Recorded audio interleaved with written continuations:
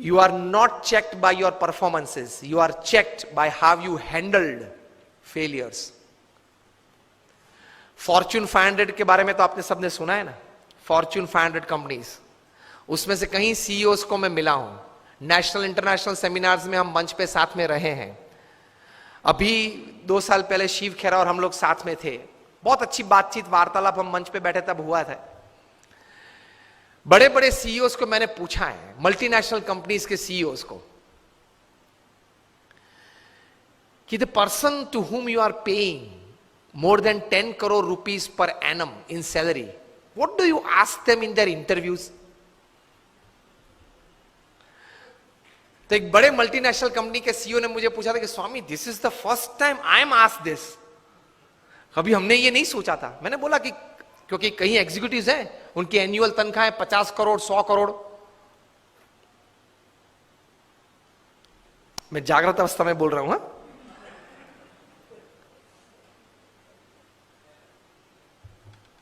ये बहुत बड़ी सॉफ्टवेयर बनाने वाली कंपनी है,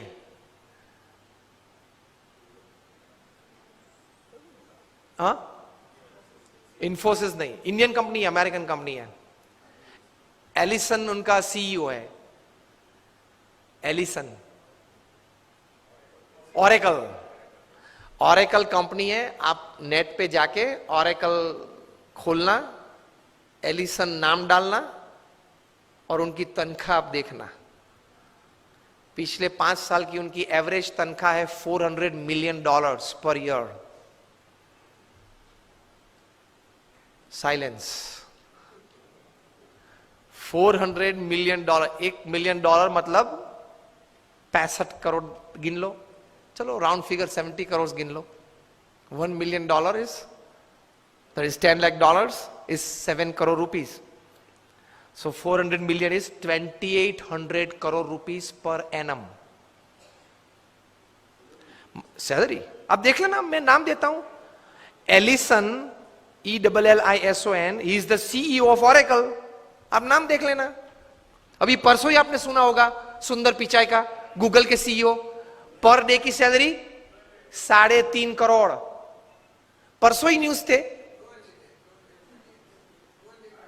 हाँ 2 दिन पहले न्यूज थे।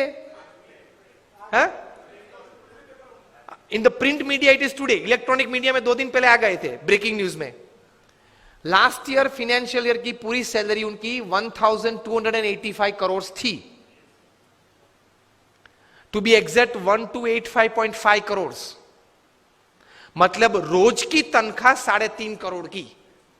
सुंदर पिचाई, गूगल के सीईओ, अब देख लेना। मैंने इनको पूछा, इनकी एमएनसी की टर्नओवर थी 2.5 लाख करोड़ की। हम दिल्ली में एक फंक्शन में साथ में थे, मंच पे बैठे थे। मैंने उनको पूछा कि दोज एग्जीक्यूटिव्स हुम यू पे मोर देन 10 करोड़ और 25 करोड़, उनको इंटरव्यू में आप पूछते क्या हो? क्योंकि उनके पास डिग्रीज तो एक्स्ट्रा ऑर्डिनरी है, he is a double MBA from LSE और हार्वर्ड, एकेडमिक्स तो पूछना नहीं है। इतनी बड़ी तनख्वाह देते हो तो वो 10-15 साल का अनुभव तो है उसको। 10-15 साल में उसने 50,000 करोड़ 1 लाख करोड़ मैनेज किए हैं, हर साल टर्नओवर किया है, ऐसी कंपनीज में ही बड़ी बड़ी पोजीशंस में वे रहे हैं। तो उनको नेटवर्किंग में पूछना नहीं है, एडमिनिस्ट्रेशन में पूछना नहीं है, HR में पूछना नहीं है, मैनेजमेंट में पूछना नहीं है, ग्रोथ के बारे में आपकी क्या सोच है वो पूछना नहीं है। आप पूछते क्या हो उनको इंटरव्यू में? उन्होंने मुझे एक बहुत अच्छी बात बताई कि स्वामी जी, इन कक्षा के लोगों को जिनको हम ये प्रकार की तनख्वाह देते हैं, उनको इंटरव्यू में एक ही प्रश्न पूछते। I was like very surprised. मैंने बोला एक ही प्रश्न पूछते हो? कहा? और उनका उत्तर वे 20-25 मिनट तक देते हैं, तभी उत्तर पूरा बनता है। That was more surprising. I said what do you ask? He said हम एक ही प्रश्न पूछते और ये पूछते हैं, describe a big failure in your life and how did you handle it? प्रश्न क्या पूछते हैं इन कक्षा के लोगों को? Describe a big failure in your life. आपके परफॉर्मेंस के बारे में हमें कुछ पूछना नहीं है कि मैं पहली कंपनी में था वहां 200% सेल बढ़ा दिया, दूसरी कंपनी में था वहां 500% ग्रोथ कर दिया, वो हमें नहीं सुनना है। वो था आप लोग सब जो यहां बैठे हो, जो इंटरव्यू वाले देने आए हो, जिनको हम ये तनख्वाह देने वाले, सबके पास ऐसी ऐसी परफॉर्मेंस स्टोरीज है, ये कॉमन है, ये हमको नहीं पूछना है। पूछना क्या है? Describe a big failure of your life and how did you handle it. Simple.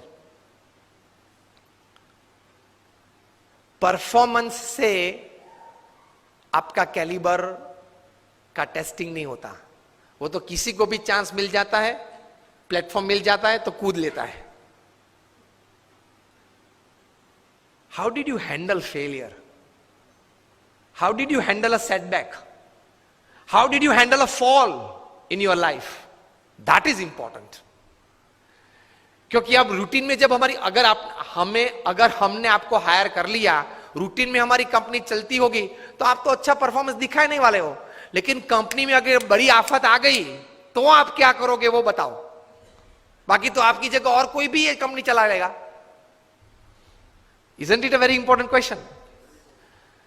उसमें वो मल्टीनेशनल कंपनी के सीईओ ने मुझे बताया कि स्वामी, इसके उत्तर में उसको 20-25 मिनट हम देते हैं और उसमें भी हम ये जांच करते हैं कि किस प्रकार के विचार और प्रैक्टिसेस उसने अप्लाई किए, वो साइड में रखते हैं। किस प्रकार के एटीट्यूड्स उसने उस वक्त रखे, उस पे हम गौर रखते हैं। What we see in his answer is not what he thought during failure, not practicals what he applied to come out of that failure.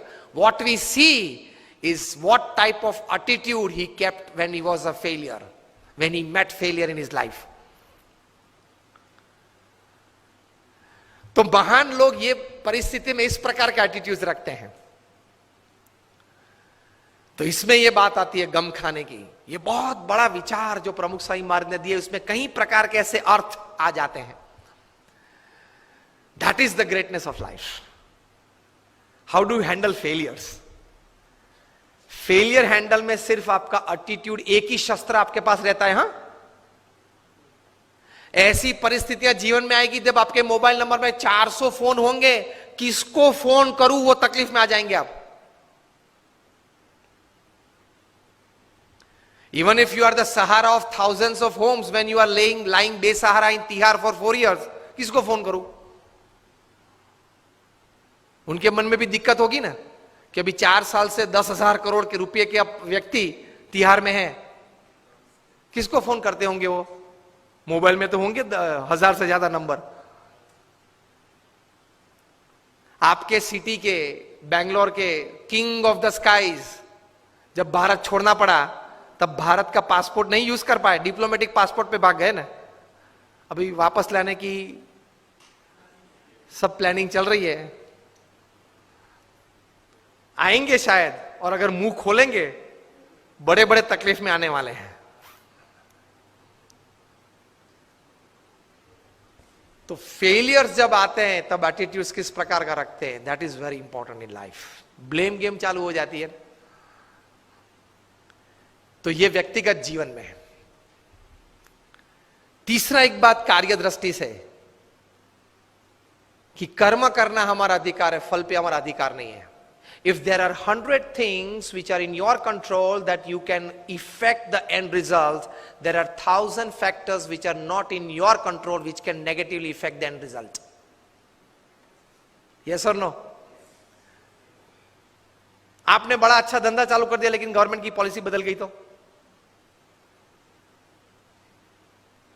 आपने स्टैंड का धंधा चालू कर दिया और गवर्नमेंट ने कैप रख दी, क्या करेंगे? रख दिए, और कहीं कैप्स आने वाली है।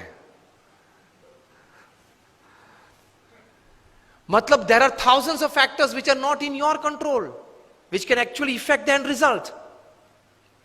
इसलिए श्रीमद् भगवत गीता में भगवान श्री कृष्ण ने लिखा है कि you do your job in the best knowledge and the best practices that you have, and result Lord Krishna says I will decide. आपके पूर्व के जो कर्म हैं, आपने जिस भावना से वो कर्म किया है, जिस स्वार्थ से वो कर्म किया है, जिस एक दोनों को धक्का मार के आगे निकल गए हो, वो सब भी गिनती में तो लेना पड़ेगा ना। वो सब वो हिसाब से फाइनल रिजल्ट आता है। अगर ये बात को समझ ले तो आप कभी डिप्रेशन में नहीं आओगे, कभी स्लीपिंग पिल की आपको जरूरत नहीं पड़ेगी।